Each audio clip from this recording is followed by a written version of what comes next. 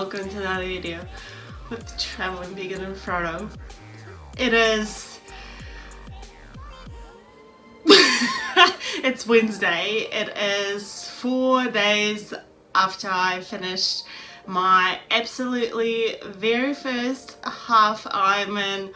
I am still so completely over the moon about it. I can't, I don't know how to even express it, and I try and tell people about it, and people obviously get excited and everything, but that feeling I got from finishing it is just something incredible, really, because one, I never thought when I was younger was something that I would be doing and would be completing, and just that surreal feeling of working towards something so very hard for many months and accomplishing it and feeling fan-freaking-tastic at the end. It's just the coolest thing ever. Not to say that it is a really easy thing to do. Definitely has involved you need to be doing a lot of different training, you need to be training yourself in different elements to be ready for that race. But that feeling, it's like that feeling I got the very first time when I did my cycling tour. The very first time when I cycled from Brisbane to Sydney, and when I stood there looking at that opera house in disbelief that it is something that is humanly possible in my lifetime, done by me. And I'm not just yet signing up for a full Ironman. I have signed up for another 70.3 that's in February here in Australia, and I have another 3 races that I'm looking at the moment. One is definitely I want to do, and another 2 I'm trying to work out the times, how I would do them through the year. And of course the initial goal, the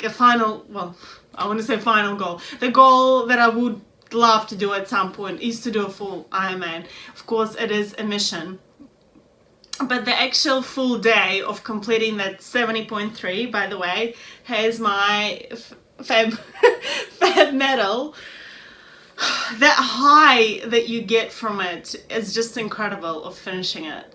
The volunteers are fantastic. I absolutely loved the whole thing. My biggest tip would really be get there a day earlier and just get really into that mindset. Walk through the transition, walk through the sections of how you're going to get into the transition area from the swim. Just think it through. It really made me feel peaceful, and I did record vlogs during it as well. I was nervous getting there, but after doing transition, after asking 20 million questions about all the different things, you have your big transition cube, right, where you leave your bike for the night, and then you leave your running and your cycling gear in the morning. You come there, you have your bike pump there, your nutrition there, your electrolytes, and your Vaseline. That's where you're going to leave your wetsuit as well. I think if you're considering doing a 70.3, and that is potentially probably one of the reasons why you're watching this video, it is very possible. Everybody can definitely do it. You just need to do the training right. Let's get into that. How much training I did. I think that's one of the #1 questions I have asked many different people. And granted, I have had an injury through the year. I had a couple of repetitive injuries through the year with my ankle, and I went to physio and I did different exercises, and I'm still in progress of rehabilitating and making it better. I also, went to chiropractic and did acupuncture and massages and all of that maintenance stuff that you need to continuously do for your body to feel good and recover, not just do the training part of it. And I also went to a dietitian. As you know, I am 100% plant-based. I have been for 6 years, and I wanted to make sure that everything that I was doing was going to benefit my race day nutrition plan and what should I be doing. And that is a whole other thing. It's very important to get your nutrition right on the day. So having enough food, enough fuel. with the fuel, you need to remember, and it's something that was really hard for me to comprehend and convince myself in the beginning, but once I have experienced it during training, I realized how much value there actually was in that. I was using, okay, so your body can store only 90 minutes worth of carbohydrates, of energy. After that, it will go into burning off your fat stores, but your performance won't be as good and you won't be feeling as good and as energetic, and the longer you go on, the harder it's gonna get. So for example, earlier this year I have done a marathon and I've done literally zero of eating anything through the entire distance, and I felt like crap in the second half. I did, and I was in a lot of pain and my injury was just flaring up really bad, and I was miserable. And I'm actually really keen to do another marathon and see how, with what I have learned with the nutrition stuff, how that would react, how my body would react and do, and how much easier and faster I'm going to be able to do that marathon in. So that is something that is definitely worthwhile to consider. So your body can store only 90 minutes worth of energy, which means after about 60 minutes, if you're planning on exercising for longer than those 90 minutes, you need to refuel it. And it does not have to be obviously a 600 calorie burrito.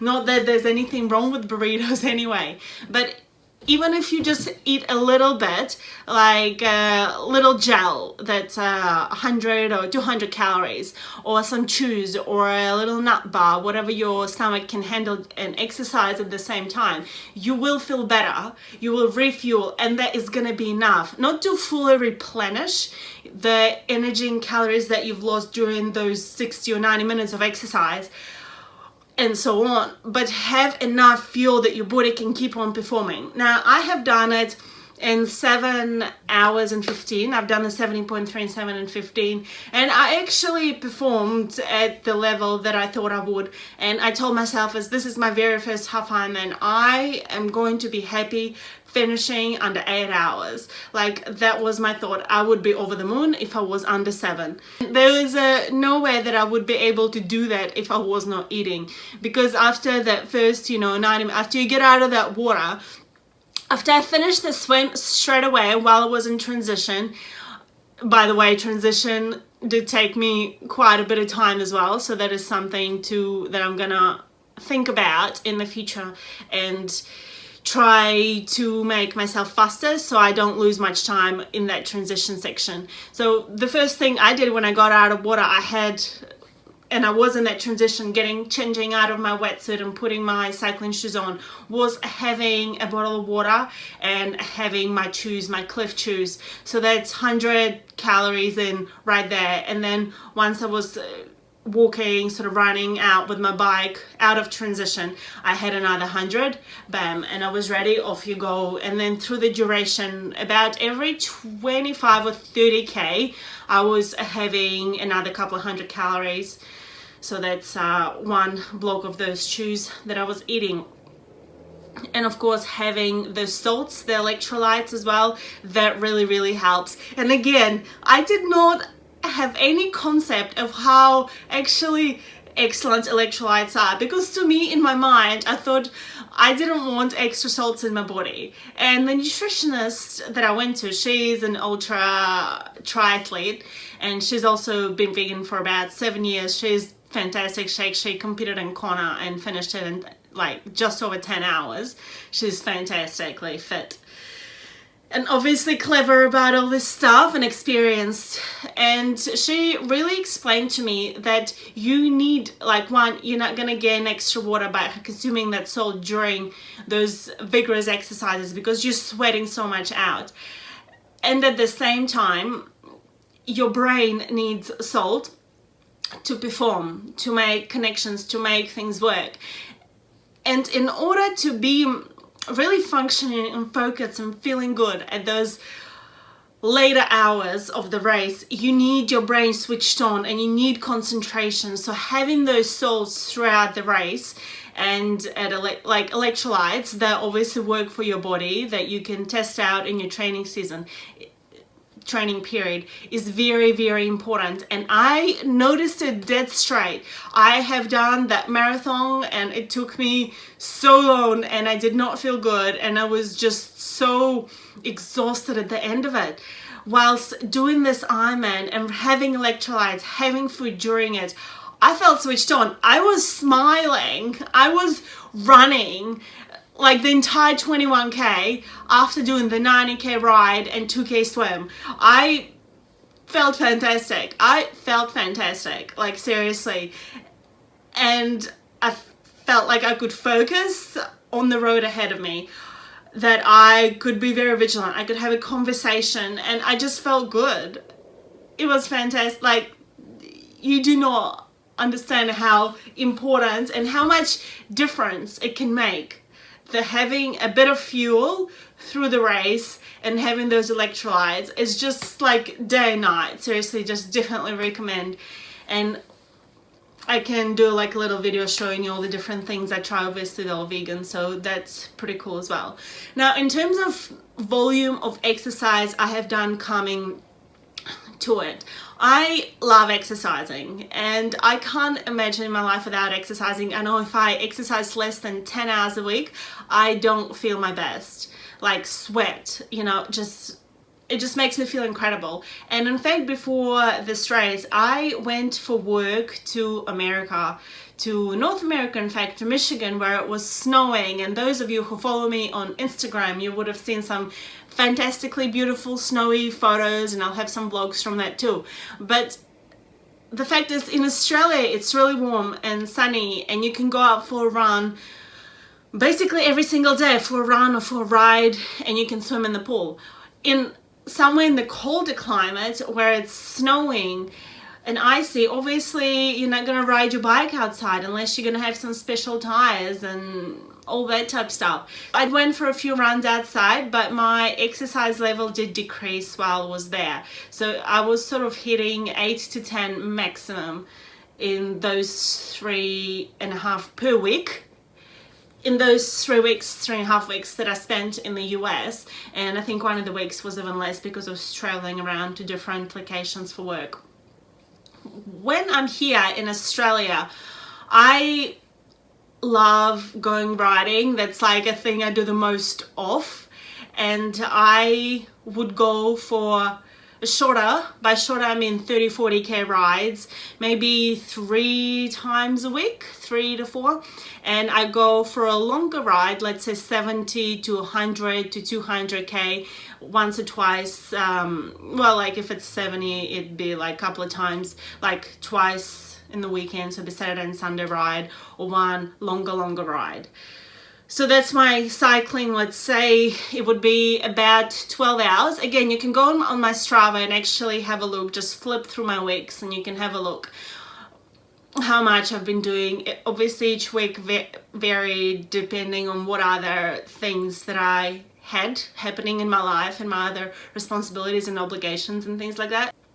It was riding about 10 hours a week. Running, again, varied. I would do a couple of 5 or 7k runs a week, 1 or 2, and 1 longer run. And because I rolled my ankle a few times through the year, I would work towards increasing it back up to that 21k distance. But I also did a few weeks where I sat at a happy medium of a 10 to 12k or like 14 and being very happy. Something else that you I gotta mention here is that I have done maybe 6 half marathons this year, so 6 21k distances, because that's just what I wanted to do, and I wanted to get my body really used to running that distance easily. And I've had a few pretty good runs as well that I felt good, that I hit some PBs, and I just felt fantastic. Again, when I started eating after, because my half marathon takes me longer than 2 hours, so on the very last one of the last ones that I did in Sydney this year, I started eating after sort of 1 hour 20 in. And again, I had a little bit of chews, like I had my little Cliff chews and gels, and I felt like that half marathon was the best one I felt at the end after my like 2:15, 2 hours 15 or 2 hours something, like 2 hours 17 I did it, and I felt really good after it. So having even just a little bit of food, like 100 to 200 calories through the duration, it's not to say that you will replenish all of your calories. It is to make sure that you're feeling good, you're staying focused on the road in front of you, and you just end up feeling good. You have the energy to finish up the race.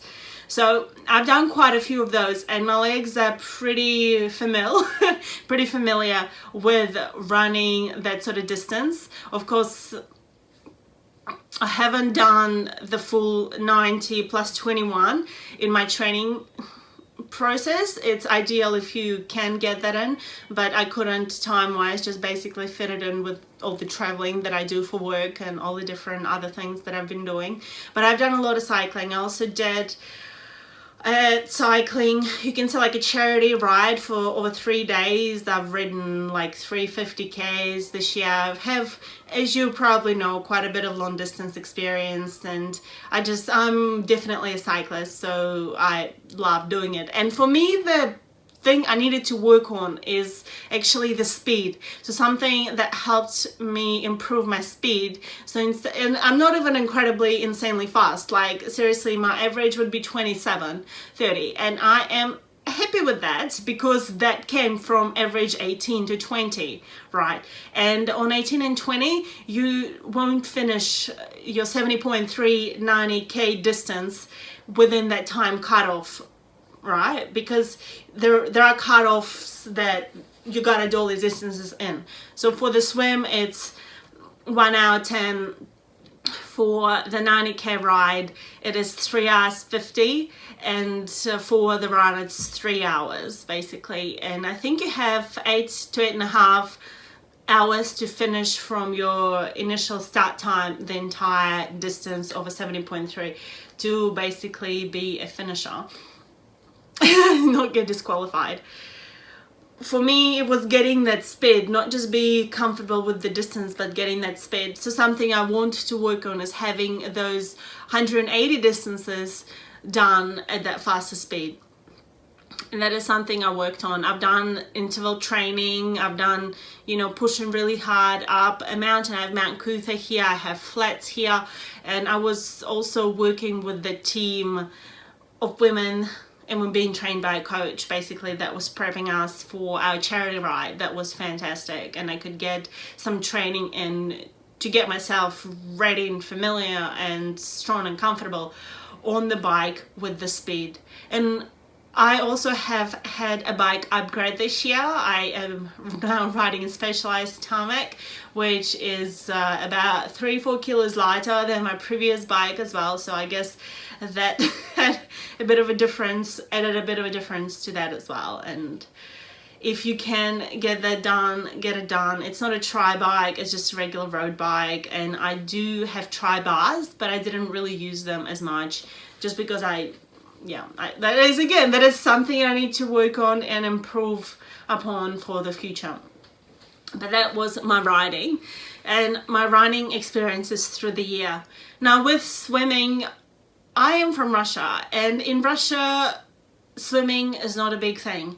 Skiing is a big thing in Russia. So for me to become so I love water and I love swimming, but I was not comfortable swimming with, that freestyle with the face down and you have to the side and you have your technique and stuff. I didn't know how to do that, so I actually had to find a coach, and I had 4 weeks of really, and first of all, I actually really struggled to get a coach that worked, but I finally was able to find someone that it just was a much better, like his communication style was good, and he had time to provide me some one-on-one lessons, and he also did a group little training squad, but that wasn't a massive squad, so I initially joined a squad which just didn't work for me, so I went into a different squad after that. And there were weeks, I had about 4 weeks where I just smashed out swimming really, really hard, and I would go 4 or 5 times a week basically swimming at least an hour each session to like hour and a half. aiming. I started off with the smaller distances of like a 1K, and it went into 2.5 and 3 onwards with the coach, with the technique, and on average closer to the end of the training schedule I had 2 to 3 sessions, swimming sessions a week, which was good, and I would aim for about 1 hour a session. But again, having either Fitbit or having later, like only a couple of weeks ago, I got a Garmin, so it's really tracking your swimming and the distances, because you want to, in your training, you want to be swimming distance longer than your race will be. So it will be, your race will be 1.9, so you'd want to be doing 2.5 in your training schedule. And of course all of this is going to be improving as I'm getting ready and prepping for my next 70.3 to improve my time, to really solidify that experience and that fitness, and just really learn more about the sport of triathlons. Overall, all in all, my training has been looking as 15 to 18 hours a week on a good average week, and I've had some fantastic weeks when I did 20 to 25 hours. But honestly, you don't, a lot of people say that you don't have to have that much. I did it because it's enjoyable to me, and that is basically because I would have done much more cycling in that week, really, because most of my hours do come from cycling, you know, like, yeah, and then maybe 20-30% would come from running, and yeah, another 20 and 30 will come from swimming, maybe less than 20. I have had the most fantastic experience there. Make sure you know the rules. Maybe we'll do a separate video on the sort of beginner rules, and we just have a smash out, bang bang bang tips and things for training, and I'll show off all the gear that I've used. Again, you can see quite a bit of it on my Instagram under Trail and Vegan and Frodo. You can track my training on Trail and Vegan and Frodo on Strava as well. Something that I didn't really mention is something that I should be doing more of is strength work. So it's working on your core and working with weights, and I really enjoy working with weights, but then I find that my body takes a bit longer to recover from that. So actually that's probably something I should be working on now when I am 10 plus weeks out of my next half Ironman. So strength is something that is important and will help you perform and help you have a better posture and have a better technique in every part of the sport that you do in a triathlon. Anyway, hope this video was good. I know it was a lot of information and a lot of different things that I talked through. I hope you are not scared, or at least got a little bit more inspired to do the race. So it's to me, it's still quite a bit surreal. I've done many races this year with running. I've done the 42, I've done the 10, I've done many 21.1s, and I've done obviously cycling things before, but having a triathlon is under your belt, and understanding that it is something that can be accomplished by you in your lifetime is just fantastic. No matter how fast you do it, no matter where you start, whatever distance you start with, whether it's, you know, your Olympic or your sprint distances, or if you're going into the bigger distances like a 70.3 or a full Ironman.